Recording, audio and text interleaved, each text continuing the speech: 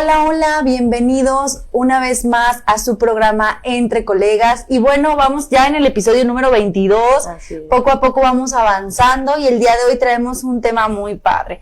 Recuerden, mi nombre es Mari Mejía, conéctense y bienvenidos. Hola, hola familia, gracias por acompañarnos nuevamente a un programa más. Estamos muy emocionados de traer un invitado más, un tema fenomenal, así que recuerden compartir, dar like, para que esta familia Entre Colegas siga creciendo. Recuerden, mi nombre es Jamie Castrejón. Así es, y bueno, el día de hoy tenemos un invitado, el cual agradecemos mucho que esté aquí con nosotros. Bienvenido. El neurólogo, psicólogo, yo le digo de todo, y hemos aprendido mucho con él ahora en este tema que hemos estado estudiando. El psicólogo, ¿cómo le digo? Psicólogo, neurólogo, doctor. Ok, antes que nada, mi nombre es José Orozco, soy neuropsicólogo infantil y básicamente soy psicólogo, pero tomé la especialidad en evaluación diagnóstico para identificar trastornos de neurodesarrollo. Y específicamente nosotros trabajamos todo lo que es la neuropsicología infantil. ¿A esto a qué nos referimos? Que es el proceso de maduración del cerebro y sobre todo identificar cómo funciona el cerebro con respecto a lo que es atención, lenguaje, memoria, pero principalmente el proceso madurativo de cada niño. Ay, qué padre. Pues le damos la bienvenida, psicólogo Orozco, José Orozco, y bueno, pues vamos a iniciar porque es un tema muy padre, con mucha información. Así es. Y comenzamos. Antes de avanzar, ¿cómo definiría de forma sencilla los trastornos del neurodesarrollo? Ok. Bueno, básicamente antes de hablar de un trastorno de neurodesarrollo es muy importante especificar lo que es el neurodesarrollo. El neurodesarrollo básicamente es el proceso de maduración de los niños. Todas las personas conforme vamos creciendo y los pequeños conforme vamos desarrollándonos, vamos desarrollando diferentes habilidades. La vida es como materias, vamos a decirlo así. Tenemos socialización, tenemos lenguaje, tenemos motricidad, tanto fina como gruesa. Lenguaje es expresivo y comprensivo, habilidades adaptativas y la parte también que es cognitivo. Y entonces resulta que en el proceso de maduración los niños van desarrollando habilidades como lo son, ya les especificaba el lenguaje, y también habilidades que son de juego, atención y de varias características, ¿no? Y entonces conforme el niño crece, tiene que ir desarrollando esas habilidades. El neurodesarrollo básicamente es cómo el niño se adapta al entorno de acuerdo al nivel de exigencia. Esto significa que no podemos pedir el mismo nivel de exigencia a los 2, a los 4, a los 6 y tampoco en la adolescencia. Conforme vamos creciendo tenemos que ir desarrollando diferentes habilidades y es como el niño se adapta precisamente a esta parte, a cada etapa. En cada etapa tenemos básicamente una lista que se llama calendario del neurodesarrollo o calendario del desarrollo. El calendario nos especifica cuántas palabras, por ejemplo, tiene que tener un niño de 2 años, qué habilidades tiene que poseer a nivel cognitivo cada etapa. Y entonces resulta que los niños manejan 2 tipos de edades. Una edad se conoce como edad cronológica y otra edad se conoce como edad madurativa. La edad cronológica es desde que nace hasta la actualidad, es decir, a los años que tiene. Exactamente. Por ejemplo, el niño tiene 3, tiene 4, tiene 5, tiene 6 y la edad madurativa hace referencia a que en este caso cuál es la edad mental o madurativa del niño y puede diferir. Por ejemplo, podemos tener un niño que tiene 10 años y a nivel madurativo puede tener 3, puede tener 4, puede tener 5. Y resulta que los trastornos de neurodesarrollo es de origen 100% neurobiológico que nos explica que la maduración no se está dando en tiempo y forma.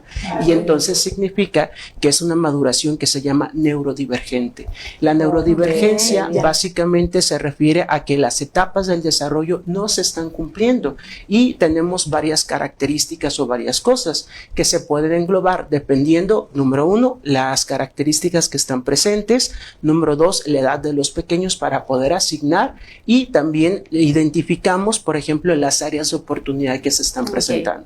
Desde el lenguaje, desde socialización, desde la parte cognitiva, alteraciones de carácter sensorial de forma significativa y dicho de otra forma, un trastorno de neurodesarrollo es cuando no se está cumpliendo el proceso de maduración como se espera y el niño está presentando áreas de oportunidad de forma significativa y es 100% de origen neurobiológico. Wow, pues toda una información muy completa nos acaba de dar, créeme que nos quedamos fascinadas, ¿verdad?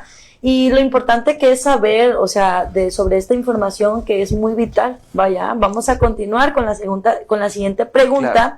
¿Cuáles son los más comunes que vemos en la práctica clínica? Bueno, los trastornos de neurodesarrollo son bastantes y son diferentes. Como yo les comentaba, los trastornos se dan conforme a la edad. Tenemos edades para poder diagnosticar o para poder, en este caso, identificar las áreas o las conductas. Por ejemplo, tenemos desde simples desfases, que se conoce como un desfase del desarrollo, cuando la edad madurativa y la edad cronológica no coincide, pero no tenemos suficiente evidencia para poder asignar un diagnóstico. Por ejemplo, un niño de 2 años que tiene desfases de forma significativa en el lenguaje, pero tiene algunas habilidades como juego, imitación y demás, podemos presumir que el niño no está cumpliendo ciertas habilidades y por ende la edad madurativa y la edad cronológica no coincide.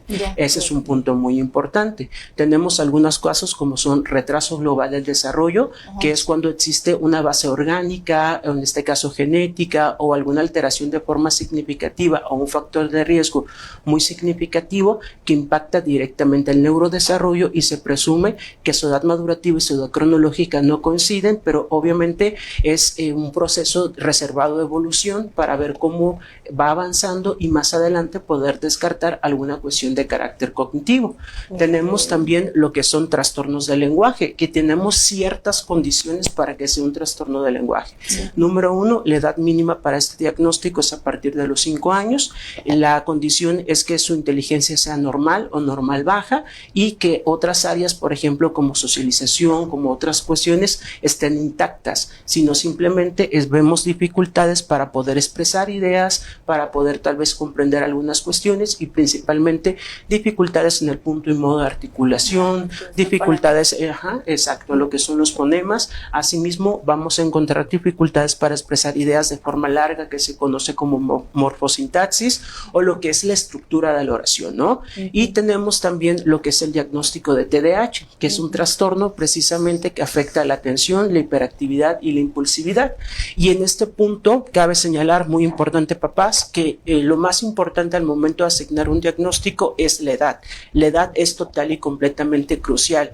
No podemos asignar al 100% un niño que tenga TDAH a partir de los 4 años. Podemos tener signos de alarma de forma de un posible TDAH, pero se espera que entre los 6 y 7 años, que es la maduración del lóbulo prefrontal y frontal, para descartar o no este diagnóstico, porque muchas veces en la primera etapa de vida o en la infancia se puede confundir con trastorno del espectro autista, principalmente nivel 1, porque comparten muchas similitudes, ¿no?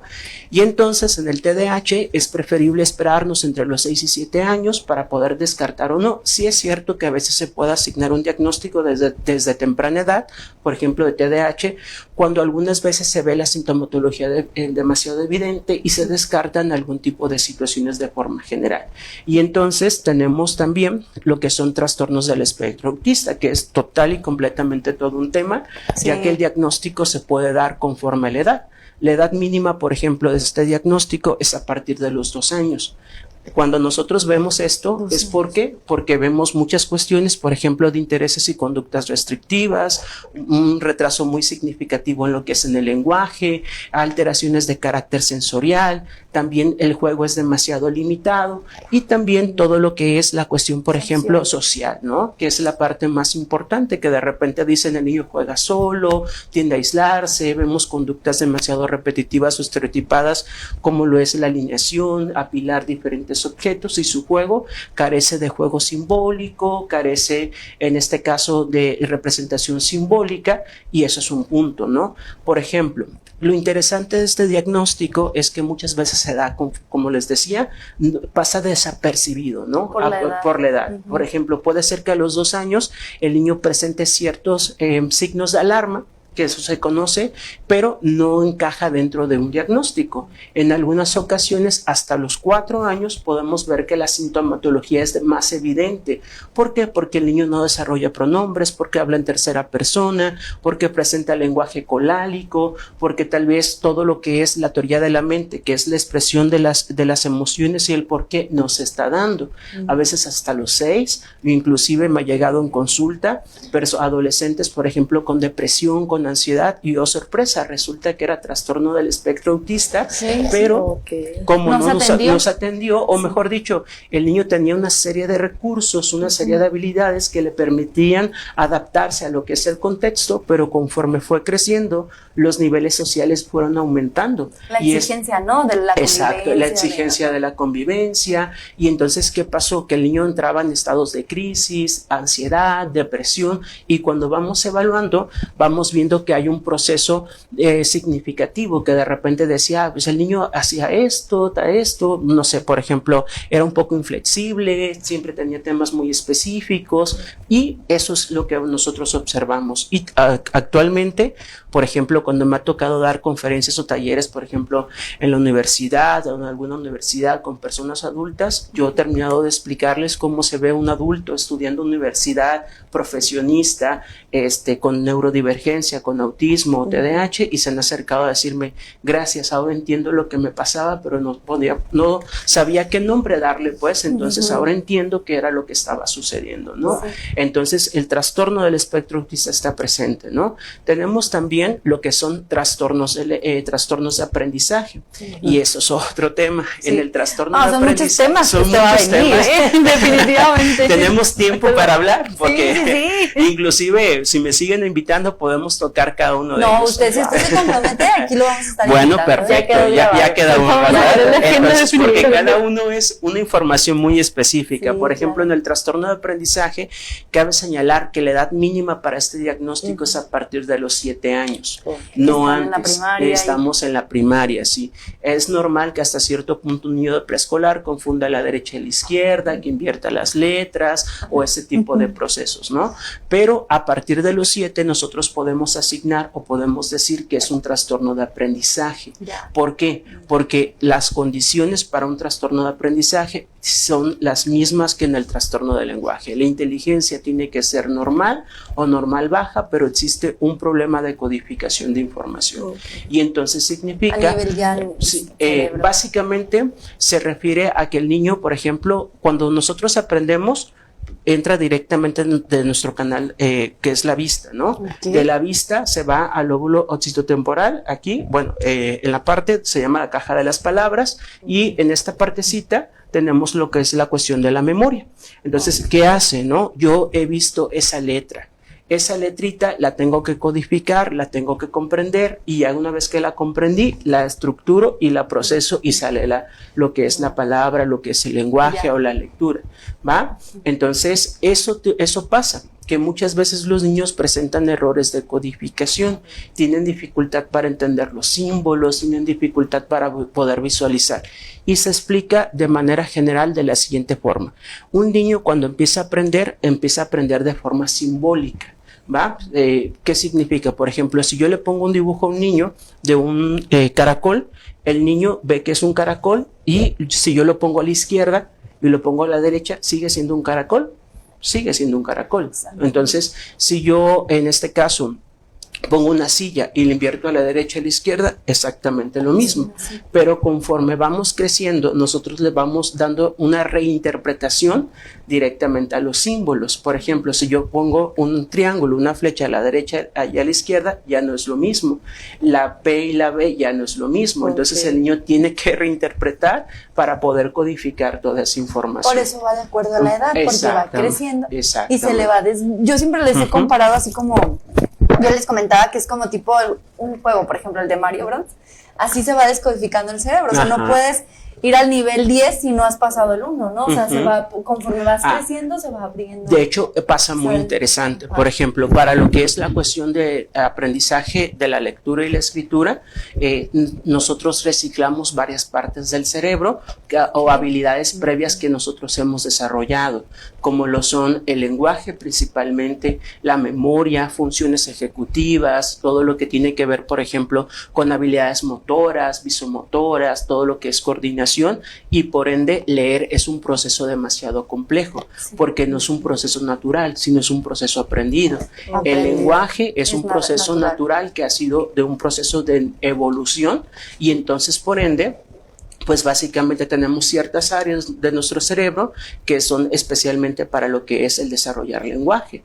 Pero al final el proceso de lectoescritura es un proceso que necesita o reciclar varias cosas que el niño tuvo que haber aprendido previamente, principalmente el lenguaje. Sí, o sea, es muchas cosas, o sea, dentro de ahora sí que tanto el desarrollo como lo neurodivergente. Ajá. Y yo creo que ahorita lo que comentabas me mueve mucho cuando diste la conferencia, porque muchas de las veces antes no se conocía. No se conocía. O sea, antes no sabíamos que lo teníamos, y ya vamos creciendo ya con esta información, con estos espacios en donde la gente puede ir conociendo, es más fácil que pueda acercarse al especialista adecuado. Claro, y al final lo más complejo de esos trastornos de neurodesarrollo es que son 100% clínicos. ¿Qué significa? Que no existe una prueba al 100% que pueda determinar si un niño cuenta o no cuenta con ese diagnóstico, que tenemos que tomar nosotros muchos elementos o muchas cosas para nosotros hacer un diagnóstico diferencial. Si a veces, por ejemplo, cuando vamos al doctor es demasiado complejo porque doctor, me siento mal, tengo temperatura, me duele el cuerpo, me siento cansado y a veces los médicos pues mandan a hacer estudios, ¿no? Y ellos van a hacer precisamente un proceso y a veces llegar a una conclusión diagnóstica de forma física con ciertos elementos es complejo. Y desde el punto de vista pues del desarrollo esto es mucho más. Por eso siempre nosotros nos apoyamos de un equipo multidisciplinario, nos apoyamos especialmente de neuropediatras, de psiquiatras, en este caso de personas que hacemos el proceso de evaluación y uno que otro especialista como genetista, porque existen muchos factores que pueden impactar de forma significativa en el desarrollo. Y aunque un niño presenta algunas, alguna cuestión de complejidad o de lenguaje o diferentes cosas, no necesariamente es un diagnóstico, pero sí puede existir una alta probabilidad y hay que evaluar técnicamente todo para descartar. Y si así es, por ejemplo, la situación, pues asignar un diagnóstico con un equipo de profesionistas y descartar alguna cuestión fisiológica o básica que pueda darnos un falso positivo. Y sí, efectivamente sí existía, siempre han existido, pero de pronto, por ejemplo, no había tanta visibilidad o de alguna otra forma no había tanta conciencia precisamente de esto, ¿no? Tú lo comentabas antes en la escuela, yo me acuerdo que estaba en la primaria por allá en el 90 y de repente decían, ese niño es vago, ese niño es esto, eso es lo otro, todo menos en una cuestión de decir algo está pasando, ¿no? Algo está sucediendo. No, y más cuando hablas de que, no, es que así era su papá, así era el abuelo, o sea, ya se va a pasar cuando crezca, ¿no? Pues entonces, curiosamente, este diagnóstico tiene una cuestión que los trastornos de neurodesarrollo no se conoce qué es la causa, se dice que es de carácter epigenético. ¿Qué significa? Que todos nosotros tenemos factores de riesgo prenatales, perinatales, postnatales, heredofamiliares, una serie de situaciones y que de alguna otra forma esos factores convergen para que se pueda detonar o no se pueda detonar algún tipo de situación.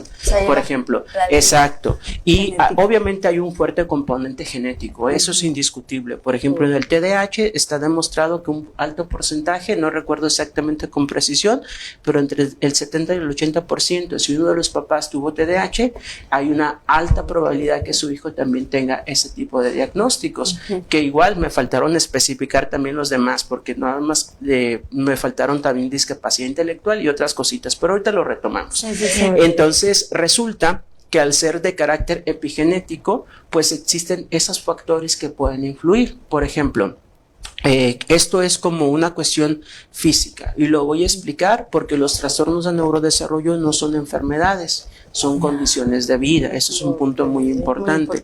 Pero me gusta hacer esa analogía para tal vez especificar un poquito más y nos queda hacer un poquito más claro esta parte. Yo les comento a los papás o de repente cuando explico esta situación yo les digo, todos tenemos antecedentes heredofamiliares. Por ejemplo, en mi familia, por parte de mi papá, la mayoría todos son diabéticos, por parte de mi mamá también. Entonces yo tengo una carga genética muy fuerte hacia desarrollar diabetes. Tal vez por las diferentes situaciones exista carga genética de poderse detonar o desarrollar cierta alteración de neurodesarrollo, ¿va? Pero que va a depender, por ejemplo, va a depender desde antes del embarazo. si mi mamá sabía a tiempo que estaba embarazada, cómo fue su alimentación, si en la primera etapa de vida, por ejemplo, me alimentaba de forma correcta, si no me daba mi negrito y el azúcar. Y en la vida adulta, ya a mis 40 y tantos años, yo, por ejemplo, cómo llevo mi vida, ¿no? Ajá. Eso puede ser un detonante o no para que se desarrolle ese tipo de situaciones. Exacto. En el neurodesarrollo pasa exactamente lo mismo, ya que existen muchos factores que pueden influir desde antes del embarazo, que son en este caso prenatales, durante el embarazo, que es la parte gestacional, y también todo lo que es al momento del parto, de sufrimiento fetal, dificultades, y no conforme con eso, la primera etapa de vida, ¿no? Que pueden existir muchas cuestiones que son patológicas, como enfermedades, como diferentes cuestiones no patológicas, golpes, caídas, un sinfín de cosas. Entonces el neurodesarrollo es algo tan complejo que convergen muchos factores que pueden impactar de forma significativa, desde la estimulación del niño, desde el hecho que el niño no tenga exceso de dispositivos electrónicos, o sea, es un sinfín. Así que palabras más, palabras menos, no conocemos cuál es la causa de las alteraciones del neurodesarrollo, pero sí hay muchos factores que pueden influir, más no son un detonante, que esa es la parte más importante, ¿no? Son de origen neurobiológico y obviamente impactan en la vida de las personas. Sí, y yo creo que eso nos viene a avanzar en donde dice lo importante que es hablar hoy en día de estos temas, ¿no? Porque sabíamos que existían, de hecho muchos sabemos que tenemos, y por ejemplo muchos papás de que mi hijo tiene TDA, pues sí, también era muy parecido, nada más que no estamos diagnosticados, pues, ¿verdad? Entonces, ahora que comentas que la importancia de la alimentación, eso del aparato electrónico, híjole, o sea, yo creo que mueve mucho a los hogares porque es una de las cosas que creemos que no afectan nada, ¿verdad? Claro, sí, tiene muchísimo impacto. ¿Por qué? Porque al final la atención es algo que se desarrolla, ¿no? Sí. ¿Y qué es lo que sucede? Obviamente nuestra sociedad y la estructura de la sociedad ha cambiado de forma muy significativa. Sí. Y entendemos que tal vez por la nueva estructura social y por las nuevas cuestiones económicas, por cómo se desarrolla, pues somos personas que estamos inmersos en la tecnología. Y entonces significa que a veces yo sé que es un poco más cómodo tal vez decirte en el celular, tiene esto, y por ejemplo se deja a un lado todo lo que es la música, cantar, jugar con los niños, que sí se hace, pero no tanto o no tiene tanto impacto. Por ejemplo, normalmente ahorita los niños, su juego, el juego, por ejemplo, libre, es muy poco, muy estructurado. Tenemos que planificar. Tenemos que planificar, ir a la loma, ir a diferentes cuestiones. Y antes, por ejemplo, el juego era total y completamente libre, en la calle, había muchas situaciones que influyen, ¿va? Entonces, muchas veces la poca estimulación o la falta de estimulación sensorial, la falta de juego, movimientos, inteligencia puede impactar de forma significativa en el proceso de aprendizaje. Entonces, movimiento es inteligencia y tenemos que visualizar que todo influye. Entonces todo influye el juego, influye, por ejemplo, qué tantos dispositivos electrónicos están, inclusive algunos pequeños que a nivel general del desarrollo tienen todo para poder desarrollar lenguaje, pero la falta de estimulación impacta de forma significativa y que exista un desfase en la adquisición del lenguaje. Ahí va mucho también el hecho de las mamás que a veces pues adivinamos, ¿verdad? O sea, el niño ya te apunta, entonces como para qué hablas y ya me apunta, y entonces empiezan muchas cosas, ¿verdad? Muchos factores. Pues curiosamente, en el lenguaje existen varios factores para que se pueda desarrollar. Por ejemplo, tenemos habilidades muy específicas como lo es atención y contacto visual o atención conjunta, imitación y contraimitación, seguimiento de instrucciones, intención comunicativa, que es precisamente lo que tú estás en este caso comentando, comprensión del lenguaje, y habilidades que son cognitivas, como causa y efecto, causa, medios y fin, teoría de la permanencia, y todo eso converge para que el niño pueda desarrollar lo que es el proceso del lenguaje, porque es un proceso también que se da de forma constante, ¿no? La estimulación, el cantar, el jugar, el imitar, estimula para que el niño vaya desarrollando, pasar de la etapa preverbal a la etapa verbal. Ok, y antes de pasar, porque Jamie estoy segura que ya quiere brincarse, te voy a hacer una pregunta ya muy personal. Sí. Y yo sé que todos los papás me lo van a agradecer, ¿no? Así es. ¿A qué edad, ¿verdad? Porque yo sé que ya no podemos vivir sin el celular, ¿no? Pero ¿a qué edad usted sugiere que el niño pueda utilizarlo? O sea, creo que eso es una pregunta demasiado compleja y demasiado difícil. Se recomienda mucho que el celular de preferencia no se utilice en la primera etapa o en la cuestión, en la primera fase de vida, ¿no? ¿Esa es Ese, digámoslo así, a los 2, 3 años, 4 años, o sea, no es lo recomendable poderlo utilizar, ¿va? Obviamente entiendo que de pronto como papás pues tenemos dinámicas, tenemos trabajo, tenemos actividades, tenemos diferentes situaciones y al final es un recurso. ¿Va? Entonces es una herramienta y es un recurso. Yo no puedo decir no lo utilices porque obviamente no conozco la estructura de la familia, no conozco las necesidades en este caso el contexto, ¿no? Lo idóneo y lo recomendable es no utilizar dispositivos electrónicos en la primera infancia. Y, yo creo que nunca, porque luego de repente por eso no podemos dormir en las noches. Es que no podemos negarlo, por ejemplo, porque nosotros utilizamos dispositivos como tablet para los sistemas aumentativos de comunicación, porque al final es una herramienta que tal vez el niño tiene. Entonces yo podría decir, es que no se utiliza, ¿por qué? Y caería en un error, porque nuestros chicos, por ejemplo, que son no verbales, les damos dispositivos electrónicos para que pueda comunicar, para que pueda expresar. Tenemos muchos pequeños, por ejemplo, que al final, aunque no hablen, pero son buenos, por ejemplo, creando videos, porque son buenos utilizando las imágenes, aprendiendo directamente de eso. Es una herramienta. Sí. Y, lo recomendable es que si definitivamente, de ser posible, no utilizarlo, está perfecto. Pero eso impacta de forma significativa en el tiempo, impacta de forma significativa, o sea, en hacer las actividades. Tienes que estar ahí como papá. Exacto. Pero si en dado caso tengo que utilizarlo, vamos a hacerlo de forma controlada, de forma medida, no extendiendo de forma libre lo que es el dispositivo electrónico, poder utilizarlo de forma con causa, por ejemplo, y en ciertos momentos, ocasiones muy específicas. Y al final es una herramienta, ¿no? Que esa es la parte más importante. Tal vez, por ejemplo, si el niño tiene dificultades para aprender a leer y escribir y le es más factible tener un dispositivo, adelante. Bienvenido. Hay que sacar un cuento de ahí. Exacto. Si el niño tiene dificultades directamente en el lenguaje, pues como les decía, usamos los sistemas aumentativos de comunicación con el único fin de poder expresar y que el niño pueda comunicar lo que siente y lo que piensa. Es una herramienta muy útil, sí, pero al final no podemos comer ni un plato ni muy caliente ni muy frío. Sería con un límite. Sí, con un límite. Con horario, todo eso.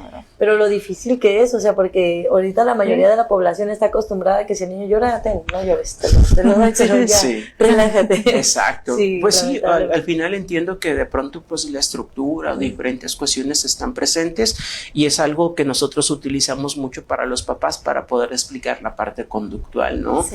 Que al final, obviamente, pues existen factores que pueden influir desde el punto de vista biológico para la conducta, pero también hay factores de carácter psicosocial.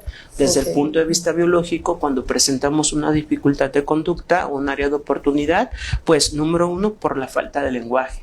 ¿Qué significa? Que si un niño no tiene suficiente lenguaje, va a entrar en un estado de frustración y por ende va a tener dificultades de carácter conductual. ¿Cómo te digo qué es lo que quiero, qué es lo que necesito?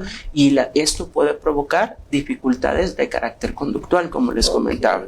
Tenemos también áreas de oportunidad en la cuestión de flexibilidad, que en algunos trastornos de neurodesarrollo la flexibilidad es un punto muy significativo, que quieran hacer las cosas a su forma, a su manera, la alineación o diferentes cuestiones que si se rompe el patrón les genera cierta dificultad.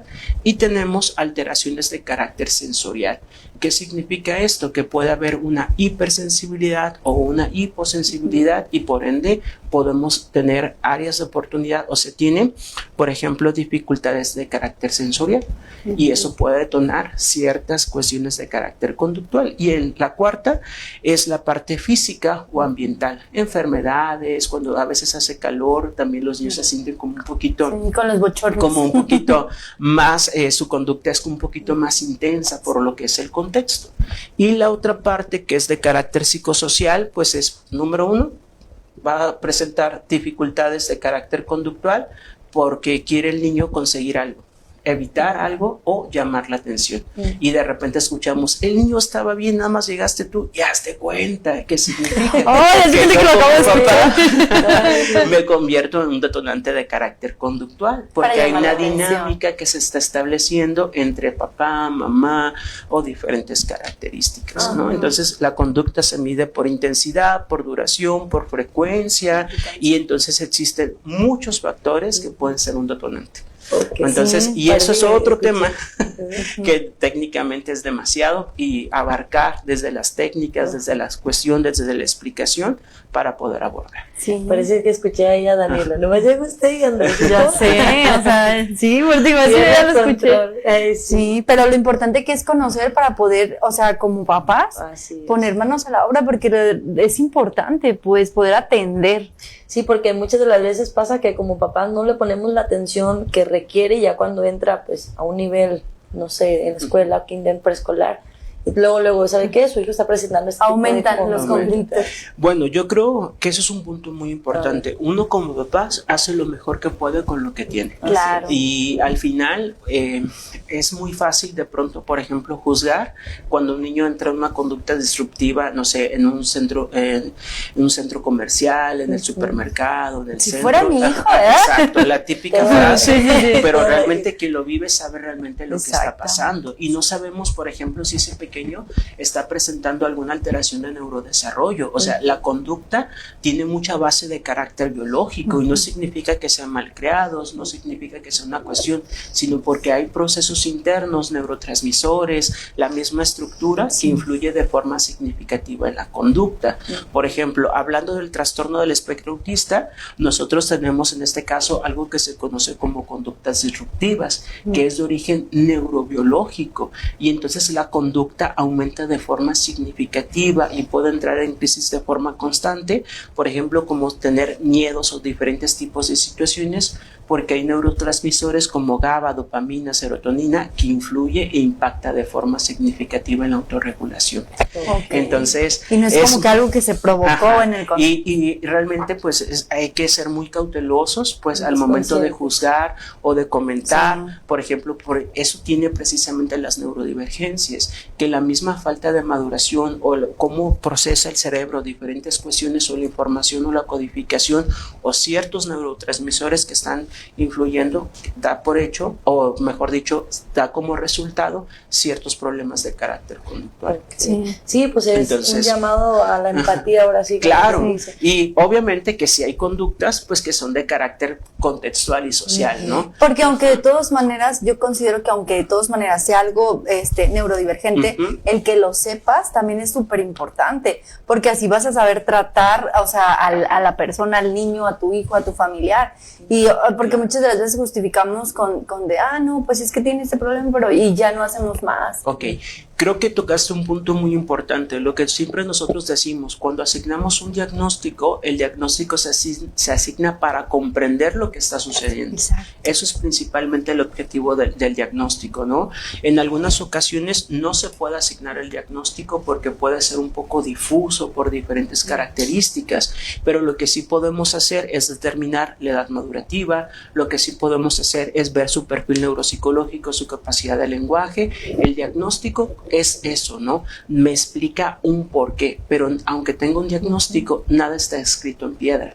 O sea, un diagnóstico no es una sentencia, sino simplemente creo que lo más importante es conocer a nuestros hijos, lo más importante es tener un panorama general de mi hijo para poder atender lo que él necesita. Exacto, atender sus necesidades.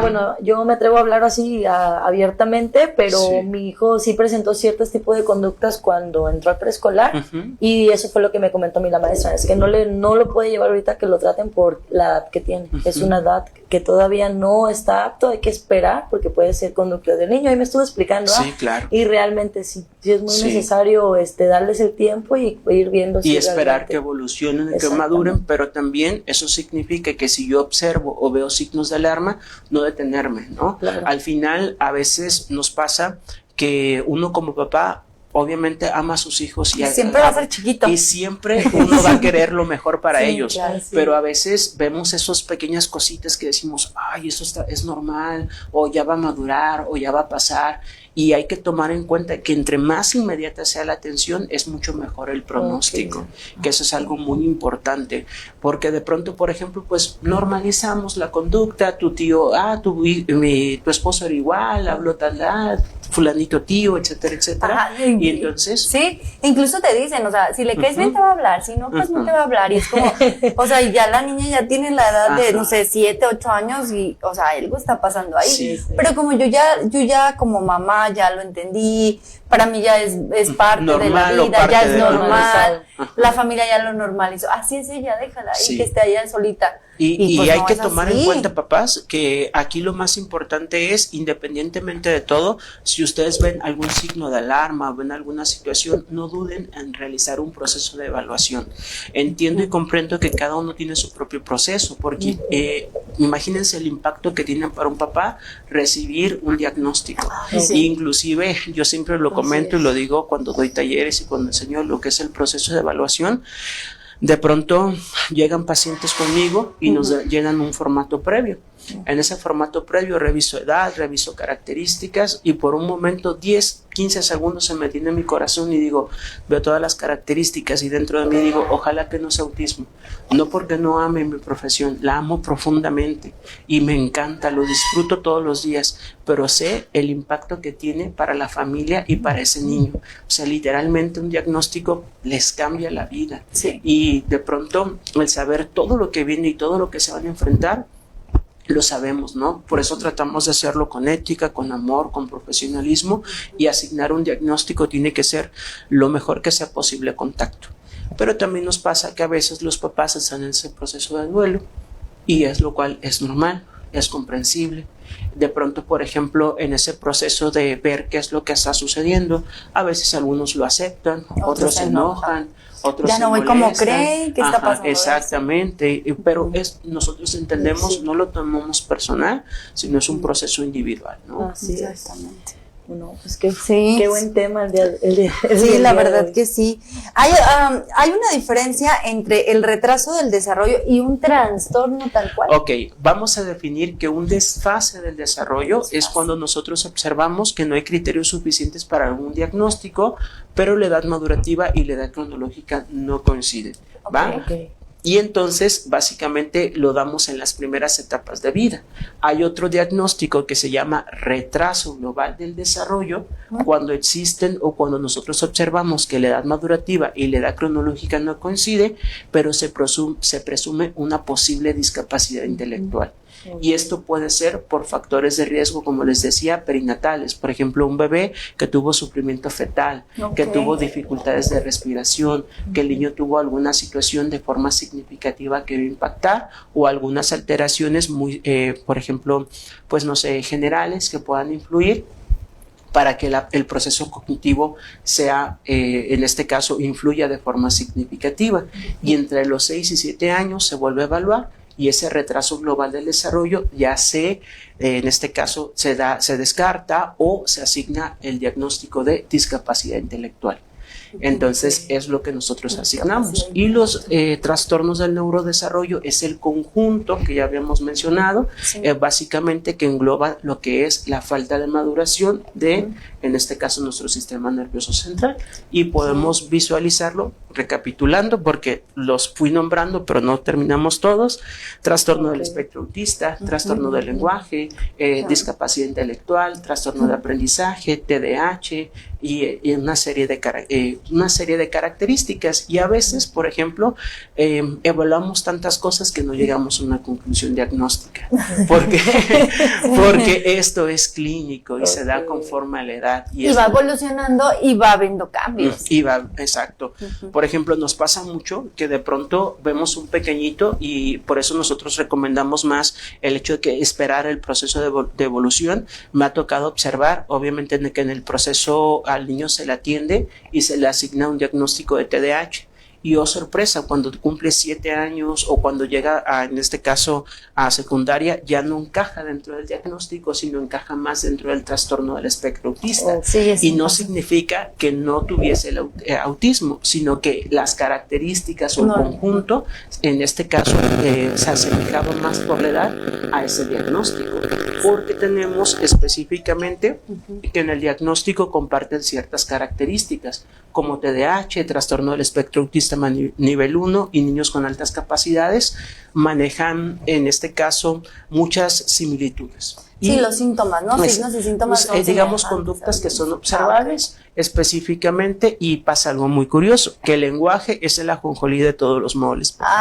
Entonces el lenguaje está presente desde un simple desfase, está presente desde los primeros signos de un trastorno de déficit de atención y hiperactividad, desde un trastorno del lenguaje, desde un retraso global del desarrollo, desde el trastorno del espectro autista. Entonces por eso el lenguaje se convierte en algo tan crucial. Y también los papás, lo primero que hacen cuando ven un desfase, o mejor dicho, se empiezan a preocupar un poquito por eso, es cuando ven que hay un retraso muy significativo en el lenguaje. Y es cuando ya lo llevan a la atención. Exacto. Porque ya tienen la edad para el hablar y no lo hacen, ¿no? Exacto. Por ejemplo, la etapa se llama etapa preverbal, desde que nace hasta que el niño tiene las primeras palabras. Y en un desarrollo normativo y madurativo, es a partir de los 12 meses tienen que aparecer las palabras. Pero en algunas ocasiones vamos a ver que el niño lleva un buen desarrollo y a partir de los 18 meses, de año y medio, puede perder habilidades, que ese es uno de los primeros signos de alarma en las alteraciones del neurodesarrollo. Que un niño pierda habilidades o tenga algo que ya había desarrollado y de repente las pierda, muy importante poder revisar qué es lo que está sucediendo. ¿Por qué sucede? Bueno, existen... O sea, porque si ya las había logrado... Ya no las existen muchos factores que están presentes. Por ejemplo, en el trastorno del espectro autista nos comentan que hay una cosita muy pequeñita en nuestro cerebro que se llama amígdala, y se dice que la amígdala crece, en este caso, entre un 13 y 16% más de lo esperado. Y entonces ese tipo de cuestiones, por ejemplo, hace que el niño pueda tener un deterioro o un regreso. Un retroceso, así es. Entonces, o pueden existir, por ejemplo, convulsiones, epilepsias, que pueden provocar, en este caso, dificultades en la parte motora, pérdida de habilidades. Entonces, por ejemplo, algunos papás dicen, yo no vacuno a mi hijo porque le puse la vacuna y perdió, y por eso las vacunas hacen esto y esto y esto. No, ninguna vacuna provoca el trastorno del espectro autista, sino pasa que curiosamente cuando se pone ese tipo de vacunas con la edad, casualmente existe esa cuestión de pérdida de habilidades. De desfase o de aumento, ¿verdad? Digámoslo así, que el niño tenía ciertas habilidades de lenguaje y de pronto las pierde, ¿no? Entonces, eso es uno de los principales signos que tenemos que tomar en cuenta. Y a todo esto se le conoce como signos de alarma. Los signos de alarma es el término que nosotros damos y se da conforme a la edad, ¿no? Y entonces, por ejemplo, vamos a suponer que el niño lleva un buen proceso de lenguaje, pero a partir de los 4 años el niño empieza a hablar en tercera persona, no tenía lenguaje, pero iba desfasado en el lenguaje, y a partir de los 4 años tiene lenguaje colálico. Entonces son cositas que nosotros vamos observando para determinar qué está sucediendo. ¿Qué está pasando? Y poder hacer ahora sí que las valoraciones pertinentes. Ok, perfecto. Vamos a ver con la siguiente. Desde su experiencia, ¿qué emociones suelen vivir los... es que ya nos dio toda la información. Ahí va. Literalmente. ¿Qué retos normalmente enfrentan los niños en las escuelas? O sea, porque estamos hablando desde la parte como papás, pero yo creo que como niños ahí está algo bien importante. Creo que ese es otro tema muy importante y muy significativo. Yo, aparte de ser psicólogo, también soy docente y creo que hemos trabajado muchos papás por abrir un espacio de forma significativa en los entornos escolares.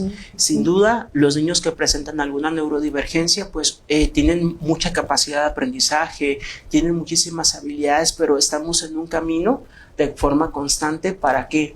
Para poder abrir espacios más significativos, más dignos, con verdadera inclusión, y los maestros hacen lo mejor que pueden con lo que tienen. La verdad, mis respetos, mi admiración a todos los docentes y a todos los maestros por todo el amor y toda la dedicación que ustedes lo hacen, digámoslo así, con lo que tienen, con sus recursos. Y obviamente hay instancias de gobierno que están buscando este espacio o este lugar.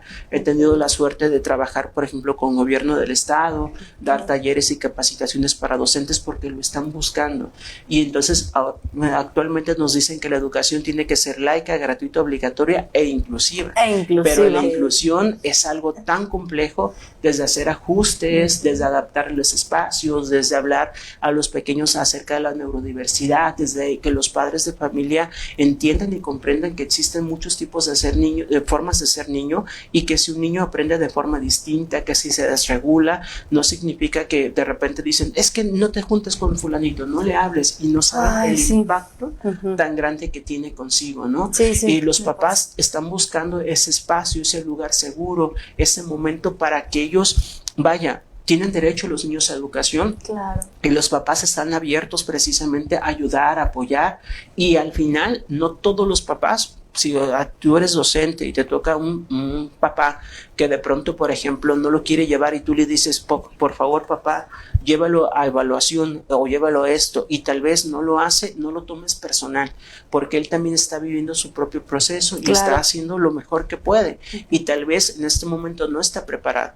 Pero obviamente algo que me he dado cuenta es que tanto maestros como padres de familia quieren lo mejor para los niños, pero hay un proceso, ¿no? Sí, es que es prácticamente, o sea, aunque existiera, no era algo con lo que teníamos que vivir normalmente. Yo recuerdo cuando inician las escuelas, yo también fui docente y trabajé en el área de educación especial, y era bien complejo para las maestras porque, o sea, estamos conociendo, primero lo conocimos en información y ahora lo estamos conociendo en la vida real, en el campo, y era bien complicado, o sea, y hacías lo que podías. Y realmente la teoría nada tiene que ver con la práctica. No. Y una cosa es el diagnóstico y otra cosa es la personalidad del niño y el perfil neuropsicológico del niño. Sí, porque tú puedes tener el mismo diagnóstico y sus conductas son total y completamente distintas, y cada niño necesita diferentes cosas, desde adaptaciones sensoriales, desde ajustes específicamente en la parte cognitiva.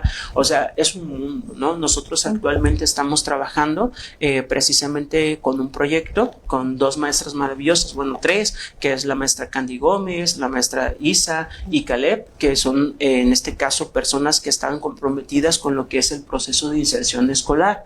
Y estamos trabajando con un proyectito que queremos llevar a los maestros, apoyar cómo hacerlo. Que esa es la parte más importante, porque hicimos unos ajustes que son de carácter curricular, donde queremos ayudarles a los maestros a, por ejemplo, a identificar qué actividades pueden poner de acuerdo a cada niño. Y estamos trabajando con algunos manuales, con algunos libros. Sí, porque prácticamente, o sea, el que puedan enseñarle al maestro, porque supongamos, de 15 escuelas, 2 tienen educación especial. O sea, no todas cuentan con el recurso para poder atender a los niños. Creo que eso es un tema muy grande, pero mientras exista empatía, mientras exista compromiso, mientras exista ese amor o esa cuestión de brindarle un espacio al niño, creo que eso va a ser la enorme diferencia. Muchas veces como docentes, de repente aplicamos estrategias y no sabemos ni el nombre, ni sabemos bajo qué teoría, y yo he visto que muchos maestros hacen hasta lo imposible y lo hacen. Y entonces, ¿qué lo hace? El amor, la voluntad, la buena fe, las ganas de poder apoyar. Entendemos, maestros, que es difícil, lo sabemos, lo comprendemos, créanme que somos las personas más conscientes de eso, pero mientras exista voluntad y apoyo, al final es lo que podemos hacer. Y es por eso, aprovechando, que nosotros abrimos un centro que se llama Centro de Neurodiversidad Psicopedagógica, donde atendemos a niños que presentan trastorno del espectro autista, retrasos globales del desarrollo de forma significativa, y queremos desarrollar en él habilidades de adaptación para que puedan permanecer en un entorno escolar. Es decir, que el niño sea capaz de desarrollar habilidades de permanencia, de atención, habilidades comunicativas para poder expresar lo que necesita, porque muchas veces los papás, digamos que se les detiene el corazón, tienen demasiado miedo a veces mandar a sus hijos a escuelas regulares, y que muchas veces los docentes pues quieren empezar a trabajar algo académico, pedagógico, cuando no existen algunas habilidades como lo son la autorregulación, la permanencia, seguimientos de instrucciones, y eso dificulta un poco lo que es el proceso. Claro. Nosotros, por ejemplo, en el proceso de intervención lo dividimos en 5 fases. Okay. La primera fase se llama vital y seguridad. Es decir, hay que trabajar todas las conductas que pongan en riesgo al pequeño. Es decir, autolesiones, lesionar a los demás, todo lo que son conductas de escape para que el niño pueda autorregularse, ¿no? Y de pronto el docente, pues entiendo que imagínense tener 20 y tantos niños, que el niño entra en un estado de crisis, que el niño de pronto, por ejemplo, se desregula, entonces el docente está entre la espada y la pared. Sí, porque es tiene uno que, y los 20. Exacto. Y entonces de repente por eso dicen, no, pues yo qué hago, es cierto, el niño tiene derecho, pero también tiene derecho a los demás niños. Entonces no se trata de poner un derecho uno arriba de otro, sino tratar a todos de forma equitativa y darle lo que cada uno necesita. Y entonces en todo ese proceso se trabaja habilidades de autorregulación, de resolución, técnicas específicamente de control emocional, control conductual, y se espera que la conducta vaya disminuyendo o desarrolle habilidades de adaptación. En la conducta no queremos que el niño no se desregule, queremos que el niño aprenda a tolerar frustración, queremos que el niño desarrolle habilidades específicamente de autorregulación y que pueda de alguna otra forma el padre de familia identifique las técnicas que le van a ayudar a contener, a controlar, a regular. Y en la segunda fase que nosotros trabajamos todo lo que son adaptación, permanencia, todo lo que son habilidades de seguimiento de instrucciones, porque al final si queremos trabajar lenguaje y el niño no permanece, el niño no atiende, entonces se vuelve demasiado complejo. Y para eso nosotros utilizamos mucho lo que es integración sensorial, utilizamos mucho habilidades, en este caso, de estimulación de juego o diferentes cuestiones, y ya que logramos ciertos objetivos como permanencia, atención, seguimiento de instrucciones, se trabaja la fase de lenguaje y comunicación. Ponerle palabras a lo que siento, a lo que pienso, aumentar la capacidad para poder expresar, para poder decir. Imagínense el nivel de complejidad para el padre y para el niño, que de pronto tenga una situación y no poder expresar lo que está sucediendo. Entonces, ¿cómo te dice un niño que no tiene lenguaje que un pequeño tal vez tuvo un accidente, tuvo alguna situación? Es tan complejo y tan difícil que también necesitamos darle palabra a lo que siente y a lo que piensa. Y el cuarto nivel ya son habilidades de carácter cognitivo. Entonces, todo un proceso, y el quinto ya es contextualizarlo en diferentes lugares para la vida. Para que tenga las herramientas. Qué bonito, ¿verdad? Qué bonito que ya aquí está aquí en Tepic, me imagino, ¿no? Que para Tepic esté esta escuela especializada. Créanme que lamentablemente vemos muchos casos en redes sociales sobre niños que no se puedan adaptar, y estos son herramientas maravillosas y de buena eficiencia para aquellos pequeñitos que están pasando por esta situación. Claro, y tenemos, por ejemplo, estancias públicas que son maravillosas, como los CAM, que esos maestros, créeme que hacen muchísimo trabajo y trabajan tan bonito y tan maravilloso, y al final, por ejemplo, lo que buscamos nosotros es que el niño pueda permanecer, que se le pueda atender con una educación de calidad y de calidez, pero sobre todo respetando al pequeño, ¿no? Que eso es lo que nosotros tenemos, independientemente de cualquier sea en este caso la institución, el lugar, el contexto. Los protagonistas más importantes son los niños. Creo que eso es la parte más importante. Que él se pueda desarrollar y que pueda tener una vida funcional. Desarrollar habilidades de adaptación en cualquier entorno, ¿no? Que como papás, ¿qué buscamos? Que nuestros hijos sean lo más independientes. Así es. Y créanme que un niño, pues obviamente con ciertas áreas de oportunidad de lenguaje, en cognición y demás, los papás tienen miedo hasta enfermarse. Y lo primero que ellos dicen o preguntan, ¿qué pasaría si yo me enfermo? Y entonces son papás que viven en constante estrés, con diferentes situaciones, porque sabemos todo lo que implica. Sí, claro. Híjole, qué interesante. Sí, la verdad. Bueno, pues aprovechando, continuamos y esto es muy importante y yo sé que les vas a dar un mensaje bien bonito a los papás. ¿Qué le puedes decir a los papás que están pasando por situaciones así para poder apoyar a sus hijos?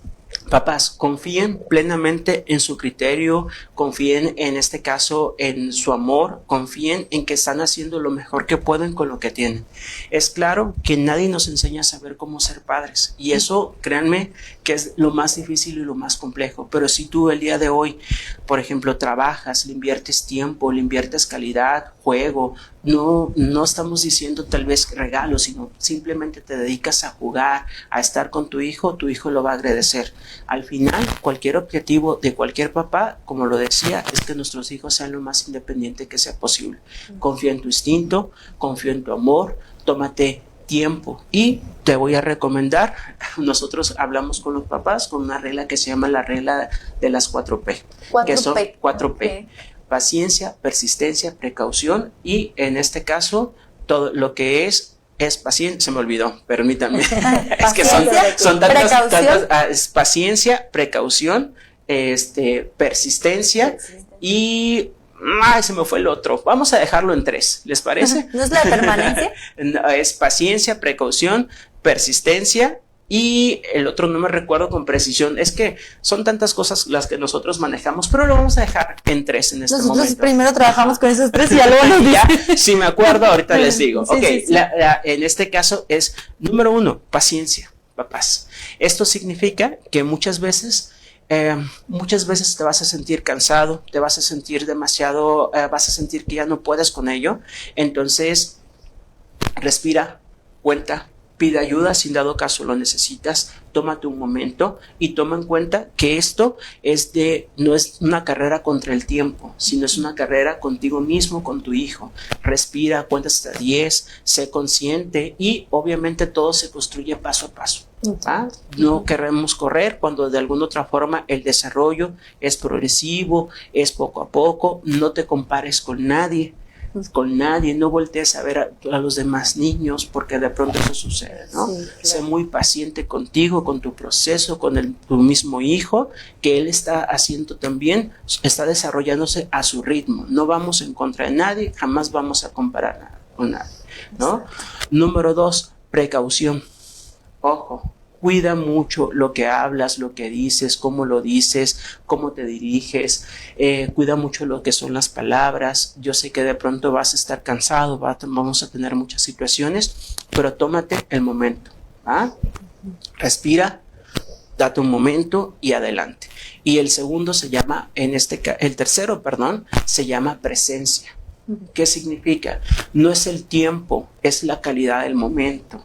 En este caso era presencia la que me faltaba.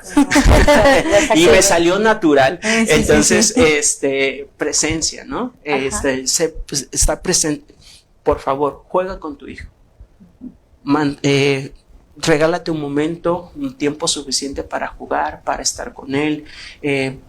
Créeme que tal vez el niño puede recordar, no sé, de uno que otro juguete, tal vez. Mi papá me compró esto, pero lo que más recuerda es cuánto tiempo estuviste con él, qué jugaste con él, qué hiciste con él, todo lo que de alguna otra forma, por ejemplo, tú estás, y hay cosas que ningún terapeuta, ningún psicólogo, ningún especialista le va a poder enseñar, que tu amor, que tu presencia, tu calidez y tu humanidad y sobre todo lo que tienes para darle a tu hijo. Y entonces el cuarto es persistencia. Entonces significa que en esta vida la vida no es de quien sea más inteligente, del que sea más capaz, sino del que más persiste. La constancia vence cualquier tipo de obstáculo. Ok. Wow. Ay, impresionante. Qué bonito. Sí, nos ponemos a llorar aquí. Sí. No, pues te agradecemos mucho la oportunidad. Y antes de cerrar, aunque estamos muy emocionadas y todo, deja recordar a los patrocinadores porque son los que nos hacen posible este programa. Antes de cerrar, el café. El café que está riquísimo, que estamos tomando. Sí, está muy rico, ¿eh? Sí. Así es. El café Miami, ¿sí? Hay de chocolate, Okay. de olla. Este es el clásico. El clásico sabe muy rico. De hecho, Sí. me dan un café para llevar, por favor. Claro. De hecho, te vamos a decir al patrocinador que te mande uno. Vas a ver, Okay. que te mande una cajita por haber estado aquí. Y aparte porque ya te comprometimos a más temas. Okay. También a la clínica Psicodem, donde tienen atención psicológica y de odontología. También tenemos al Centro de Rehabilitación Despertar un Nuevo Día. Acuérdense que tenemos promociones de la inscripción con el 50% de descuento. Así es. Tenemos un nuevo patrocinador que se suma. Es que como ya nos estamos haciendo bien famosas, tenemos un patrocinador que se llama, fíjate, Mandaditos. Ahí con el mandadito te vamos a mandar el café. Ok, perfecto. Mandaditos Warrior. Soy muy mala para pronunciarlo, ¿sí? Warriors.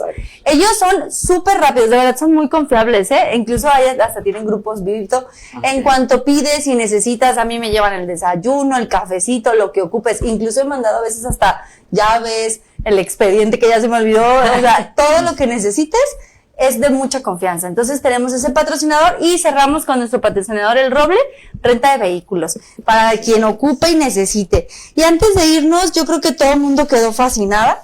Vas a ver los comentarios, todo el mundo quedó encantado con este tema. Así es. ¿Dónde te pueden encontrar? Ok, a nosotros nos encuentran por Facebook, nos encuentran directamente por la Avenida Juárez 428, entre Nueva Galicia y 12 de octubre. Nos pueden encontrar directamente como Neurogenera y como Centro de Neurodiversidad Psicopedagógica. Ahí nosotros estamos, ¿no? Cualquier cosa que ustedes necesiten, un proceso de evaluación, acompañamiento, terapia de lenguaje, estimulación cognitiva, estamos nosotros para poder servir. Sí, muchas gracias. De hecho, vamos a sacar cita. Y bueno, ¿qué mensaje le daría a la sociedad? A la sociedad para que sea un poco más empática, pero más inclusiva, que es lo importante. Creo que, créanme que como familias, como personas con neurodivergencia, necesitamos mucha empatía, necesitamos mucha inclusión, necesitamos mucha conciencia, pero sobre todo paciencia, tantas cosas que se necesitan. Créanme que nadie está exento de que tal vez en un futuro algún familiar, algún hijo, algún sobrino, alguien importante de su vida pueda tener o pueda desarrollar un trastorno de neurodesarrollo.